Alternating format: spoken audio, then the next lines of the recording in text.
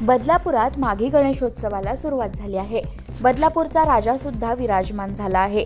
माघी गणेशोत्सव मंडळ स्टेशनपाडा मंडळाच्या वतीने या ठिकाणी 57 वर्षांपासून माघी गणेशोत्सव मोठ्या जल्लोषात आणि उत्साहात साजरा केला जातो।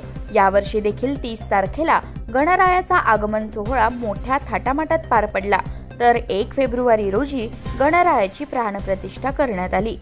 तब्बल 10 दिवस बदलापूर शहराला जत्रेचं स्वरूप आलेलं असतं। नारळाच्या नवसाला पावणारा गणपती बाप्पा म्हणून बदलापूरच्या राजाची ओळख आहे आणि अनेक भाविकांचं श्रद्धास्थान असलेल्या गणरायाच्या दर्शनासाठी बदलापूरच नाही तर मुंबई, ठाणे, रायगड, पंचक्रोशीतून हजारो भाविक दररोज दर्शनासाठी येतात।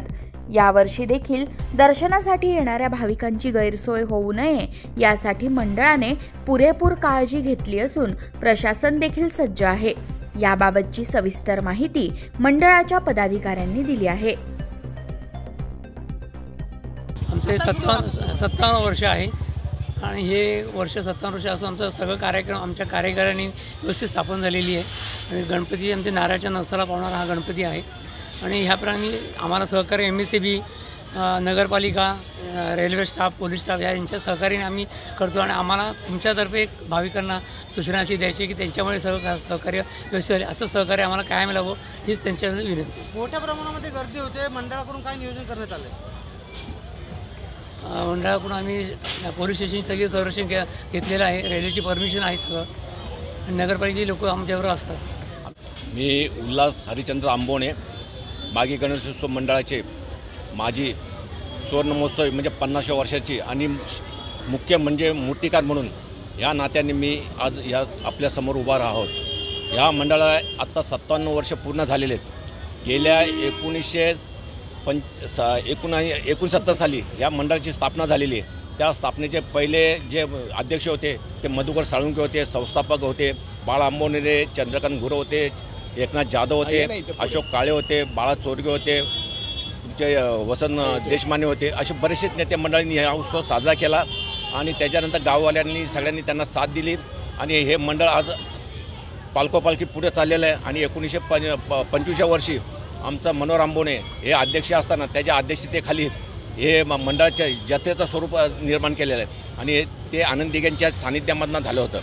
आता त्याची पुढे चाल होत जाऊन आज जत्रा भव्य दिव्य अशी होत आहे। मी 1917 साली अध्यक्ष म्हणून ह्या नात्याने सुवर्ण महोत्सव अध्यक्ष होतो। मंडळाच्या वतीने सगळ्यांच्या सहकार्याने मी ND कैलासवती नितीन देसाई यांचं भव्य दिव्य असं एक महाल उभा केला होता आणि त्याला साजिशी अशी आपण त्यावेळेस 19.5 फुटाची मूर्ती आपण या मूर्ती दिली होती आणि ती आज तगत व्यवस्थित चांगल्या प्रकारे चाललं आहे। मंडळाची सगळ्यांची साथ आहे, आमचं मंडळ एकत्रितपणे चाललेलं आहे। आता आम्ही 1907 वर्षापासून आम्ही ह्या मंडळाचं आगमन म्हणजे सोहळा साजरा करत असतो आणि या मंडळाचे विरेश धोत्रे, अविनाश या असे सगळे मंडळाचे यांच्या सहकार्याने चांगल्या प्रकारे होत असतो। च्या मंडळाला 57 वर्षाचा अनुभव असल्यामुळे की कशी व्यवस्था करायची ती व्यवस्था सहजासहजी जे आमचे सर्व कार्यकर्ते असतात मंडळाचे आणि मंडळाचे कार्यकर्ते जास्तीत जास्त योगदान देऊन गर्दी कशी हटवता येईल आम्हाला किंवा कोणाला त्रास होणार नाही, महिलांना कुठे त्रास होणार नाही यांची सगळी व्यवस्था, प्रथमोपचारच्या पेट्या वगैरे आम्ही अगोदर आणून ठेवतो। नंतर गॅस सिलेंडर की काय झालं एखादी घटना जर घडली तर तिच्याकरता तत्परे काय पाहिजे ते सर्व काय आम्ही व्यवस्थित अनुभव असल्यामुळे ते सर्व व्यवस्थित ठेवलेलं असतं। यावर्षी नवीन म्हणजे असं आहे की यावर्षी रक्तदान शिबिर हे 10 दिवस आम्ही ठेवलेलं आहे। तसंच पहिले 4 दिवस रक्तदान शिबिर आहे, त्याच्यानंतर 5 दिवस आम्ही पूर्ण बॉडी चेकअप फ्री ठेवलेले आहे। दरवर्षी काही ना काही हे मंडळ नवीन उपक्रम घेऊन म्हणजे लोकांपर्यंत आम्हाला कसं पोचता येईल, लोक आमच्यापर्यंत कसे येतील। आता आमचे पुढची एक कल्पना आहे की जे अत्यावश्यक वस्तू आहेत, बेड, वॉटर बेड वगैरे बाकीच्या गोष्टी जे तर आमचा मंडळाचा ह्यावर्षी नवीन उपक्रमाची आमची अजून चर्चा चालू आहे, परंतु तेही आम्ही करण्याच्या मागे आहोत। हे मंडळाचं 57वं वर्ष आहे। 25व्या रौप्य महोत्सव वर्षापासून या ठिकाणी जत्रेची सुरुवात झाली।